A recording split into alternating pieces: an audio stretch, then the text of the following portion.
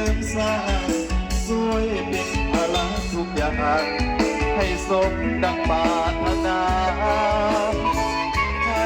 ผู้สุขเกิดสมรักสมดังโอลาโมเนเถิดพระนางปากต่อมาให้ไว้พอใส่จงคอยหาให้ยืนยาวมาอย่าแพ้มันอาการคนภาพลงไปสักสีเย็นมองขอจงเย็นมองทางหลังแม่ให้เลี้ยงอีกสายให้เลิศด้วยปฏิภาณบางทีเห็นทางขอให้มองเป็นคู่กันแล้วได้เป็นหัวทิพย์อย่าง